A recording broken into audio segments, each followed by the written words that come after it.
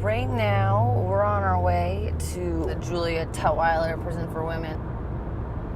This is a notorious prison that the Department of Justice came in to in 2014 with a lot of really shocking findings. Being there in prison is an irreplaceable experience because we're seeing things we know we would not have been told about. I wanted to do big stories about the prisons because we don't know what's going on, and it's really difficult to find out. The Marshall Project is fair-minded and nonpartisan journalism, facts, the story of what's happening in criminal justice in America today. Reporters at the Marshall Project are true criminal justice experts. There were new laws that addressed the drug sentencing. We have reporters in all parts of the country. We have reporters following a wide array of issues. We have reporters who really know the nitty-gritty details. And in that ecosystem, the journalists are kind of the oxygen. They supply the one thing that everybody else needs to do their jobs, which is credible information. With 700,000 people leaving prisons and jails every year, what happens in here has a big effect on what happens out there. The simple act of providing a space for our voices to be heard can be a powerful tool for change.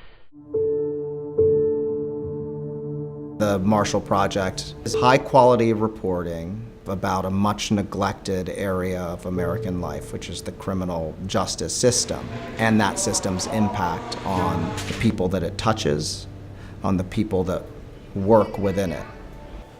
We try to get the really important issues that are at the core of the criminal justice crisis onto the front pages of newspapers across the country. We've partnered with more than 100 other news organizations, from the New York Times, the Washington Post, NPR, Teen Vogue, Vice, and increasingly we've been partnering with local and regional newspapers that are just desperate for good news stories to publish.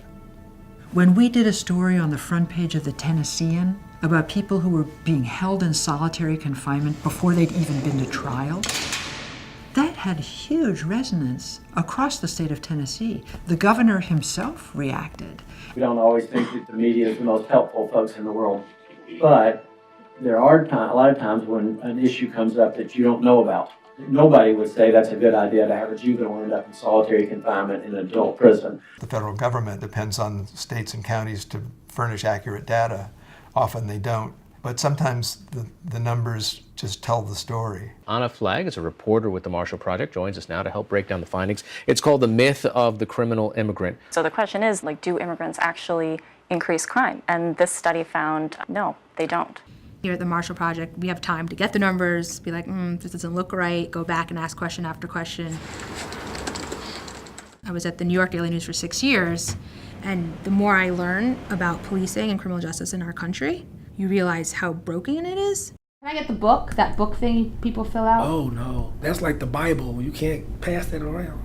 It's like the blue wall Bible, behind the blue wall. Can I just know the name of the record? No, you're not even supposed to know about the book.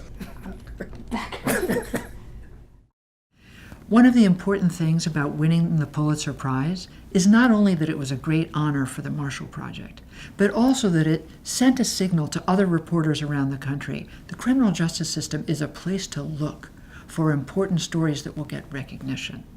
The most rewarding is when you can see a tangible outcome from something you've published. Published a piece on Attica brutality, and the day after our story published, 3 guards cut a plea deal, and they installed thousands of cameras in Attica to cover those spaces where guards used to take the inmates for a little informal roughing up. If we're really going to change the system, if the system is going to be reformed, it requires an educated public to understand its problems and what the potential solutions are. Smart, in-depth journalism is the path to success, because if you're just hitting on an issue because it's very clickable, you're not really helping to solve the bigger problem. I think most journalists feel at some level that what they do is essential to keeping democracy functioning. That's when journalism's at its best. It's highlighting a problem in society, and if we can get people to notice that, then we did our job.